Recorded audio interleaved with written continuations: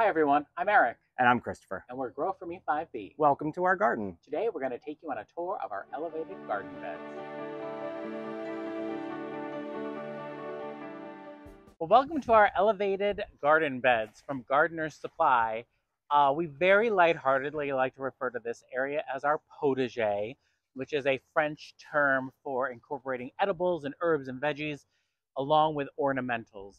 And this was one of my things that I knew I wanted to have in the patio, like we talked about in our last video. And this is our first year really growing in them. These elevated beds come flat packed from Gardener's Supply. We went ahead and we stained them with the charcoal stain from Vermont Natural Coatings. It's a polyway-based stain, so it's food grade safe. The arches are sold separately. The lights are sold separately. This tool holder is sold separately, as are these trellises. When they come to us, like Eric said, they're flat packed. There are 2 cedar boards that make up the depth as well as the standards. We chose the elevated raised bed as opposed to putting them on the ground. Not that we are that old, but honestly, gardening at this height is incredible. Putting them together was fun, long process, especially with the staining. It did take 3 coats of the stain to get them to this shade. And after a year, it's held up so beautifully. I don't know if it's going to be a long time before we need to restain them. The lights, these are from Amazon. I'll put a link for everything actually in our description box so you can see what they are. When we placed them, we had a very fun day of string and measuring tapes. We placed them all on a brick so they can stay as level as possible. We just kind of tidy that up a little bit with some of the pea gravel. Yeah, I think one of our fears was that if we didn't put the brick under there, that because the legs are skinny, the legs would sink in the pea gravel. So the brick not only keeps them level, but it also prevents the thinner leg from sinking into the pea gravel. Yes. I did run drip in several of them as an experiment. And then I didn't hook it up to the water supply. That's going to involve some trenching to get from the hose bib, which isn't that far away. But in years to come, we will have it on drip. We have been blessed with a lot of rain this year, so we've not had to do much. It looks like it's on drip, but it's not really. It just ends there on the ground. It'll be connected next year. So don't be deceived. They're not on drip this year, but you know, they will hopefully be next year. So this trellis right here is the 2x8 trellis, and it's made specifically for the 2x8 elevated beds. What we're growing on it right now is a morning glory vine because morning glories are really pretty. And I have a nice, memory of my grandmother. It was one of the first things that she taught me how to plant from seed. And it was just super exciting as a kid to watch morning glories grow. We have broccoli. We got our first harvest out, and we're trying to get that second flush, I guess, that comes, like the side shoots. Red cabbage and green cabbage. We have some zucchini. I believe these are Jackby little pumpkins, right? Yes. I think it's too wet for that. I don't think they're enjoying it. They're kind of stunted. One of them's trying to grow, and if we can train them on the trellis, it'd be really cool. But yeah, I thought it'd be cute to have them going up over the top. This right here comes in a galvanized steel, but because our aesthetic is dark colors, we went ahead and we spray painted it with Rust-Oleum. Somebody on Instagram, we have an Instagram, it's Grow For Me 5B, she's like, I've been dying to know what's in the little mailbox. And if you look inside, it's really just tools. It's ties and scissors and snips and things like that. Over here, around some of our pots, in this 2x2 elevated bed, we have the Jardin bird cage around an artichoke. I think this one is ready to harvest, but I also feel like I want to see it bloom more than I want to taste it. So I think we're going to let it go to bloom. Around that, we have Seascape strawberries. Over here is the Space Maker trellis that's specifically made for the 2x4 elevated bed. And in this, we have some tomatoes and peppers, rosemary, some nasturtium. Again, because it's pretty, but also because it's kind of it attracts the aphids away from the other plants. On this 2x4, we have another Space Saver trellis. This is kind of our proven winners bed. This is, Christopher's much better with the names. What is the name of this one? Garden Gem. Garden Gem. This is Besto Pesto, right? Yes. Which I happen to like a little bit more than Amazel Basil. I can't tell you why, but I think it grows better for us, and it has a sharper taste. Hot and heavy pepper. This is it Patio Sunshine. Sunshine, and Another garden gem. Another garden gem. And so this is kind of our proven winners. And this, I don't know if you ever saw our Instagram video about the eco pots, the seed starting pots, but these are still in those seed starting pots. And I think if you get in there, you can see. So they seem to be doing well. These are supposed to decompose. You know, we're just experimenting. In this bed right here, we have Berry Treasure, the proven winner strawberries. We did have sweet peas growing on this fleur-de-lis trellis. This is another Gardener Supply trellis earlier in the season. And then again, another 2x8 with another arch. Looks like we have a broken bulb, which probably happened in a storm. Ooh. And we had potatoes in here. The harvest was amazing. We'd never really grown potatoes before. I just planted them and they grew. I didn't do any mound. I kept it super simple. But again, there's another Morning Glory. This is kale coming up. These are beans, which we're going to have to thin out. And this is a zucchini. No, what is it? It's a Suyalong cucumber. Suyalong. Oh, yeah, it's not a zucchini. It's a cucumber. And then over here is our corn. We grow a lot of corn in our area. So, I mean, there must be something about this area that corn grows well in.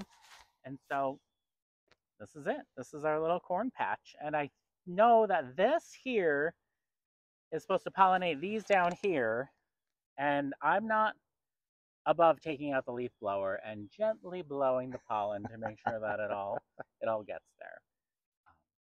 This year, I got to start a lot of our vegetables from seed. The nasturtium and the rosemary. These are aroma tomato. This is a Pizza My Heart pepper, which I'm excited about. When you cut them, it's a heart shape. So that should be fun to see what they look like, as well as those proven winners. I started those in the small eco pots. For fertilizing, what we do is Fox Farms Grow Big. It's specifically for foliar growth. And then over time, you are supposed to switch into their Tiger Bloom, which we have actually not picked up, but things are doing really well. So we're doing that weekly, the Grow Big. We've also watered with Dr. Jim's. Oh yeah, we did chicken soup for the soil. Yes, and that was good. So we're learning. We are not farmers officially, but I feel like we are doing some growing. Yeah, and we haven't, luckily, knock on wood, haven't had to really spray for anything. And obviously, there's some sort of insects happening, but I think that's just part of growing. But luckily, we haven't had too much insect or pest problems here. For now, knock on wood. Who knows? So it wouldn't be a potager if we didn't have ornamentals to go with our food production. These containers here are Aquapots Light. It's a newer product coming out from Aquapots. There was some concern about how heavy they were. Their beautiful clay pots were just hard to move. So these are very lightweight. They still have an Aquapot insert inside them. I believe it's 3 gallons of water at the bottom. We have not had to fill them very frequently at all. And obviously the results have been fantastic. The Aquapot lights have this new for 2024 Campfire Marshmellow Bidens, which at first I thought wasn't going to be my favorite of the year, but I think it might be my favorite. It's just the loveliest little flower. It hasn't stopped blooming since we put a tiny little plant into this pot. We had paired it with some of the Angelface Blue, Angelonia, Watermelon Punch, Super Bells. Which we're doing very well. I mean, they did just get cut back last week. Yeah, they were huge. This is a new for 2024, Saffron Finch Supertunia. The colors, it's wonderful. It's just wonderful. It's a little deeper than Limoncello, and I think the performance has been also a little better than Limoncello for us in the past. This is the Sweetheart Caroline Mahogany, new for 2024. I think this is a must-have. I would put this everywhere. It's definitely, this is my my color wheel when it comes to foliage. These are a new Selenia apricot I love begonia. those. Yeah, I think those would be amazing in a hanging basket. So good. Yeah. This is actually one plant as well. This is a Super Bells called Double Vintage Coral. Super Bells traditionally aren't as successful for us. In an aquapot, they are. Yeah, I mean, we're super wet here, so Super Bells don't like it super wet. In the other container, we repeated the Angelface Blue. This is the Maritime Heliotrope, which we have up on our terrace. Again, the Watermelon Punch. This is the old standard Sweetheart Caroline Lime. I have cut that sweet potato vine back twice so far this season. I did too. So it's been cut 3 times. And this is another Selenia, the yellow begonia. I love that one too. The begonias for 2024 from Proven Winners are legit. Big winners. This is the Coconut Nemesia. I believe this was improved for next year. It's nice. It's very nice. It's a very nice little flower. This is another favorite. Super Bells Smitten Pink, new for next year. It's cute. It's really, really cute. I feel like that would be great in like a Supertunia or Super Bells only container. Again, that was cut back. So this is Apple Blossom. A really great little begonia. So the trios, only the large pots are the aquapot lights. The others are just traditional pots.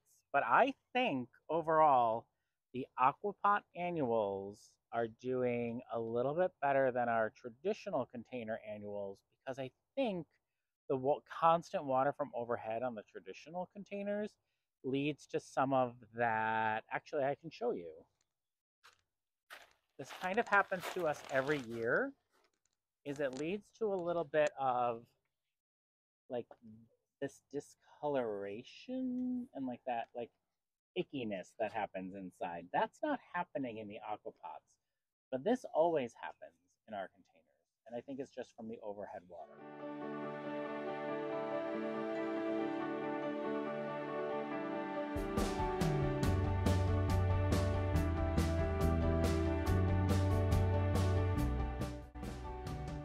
Thanks for joining us today. Again, I'm Eric. And I'm Christopher. And we're Grow For Me 5B. Thanks for growing with us.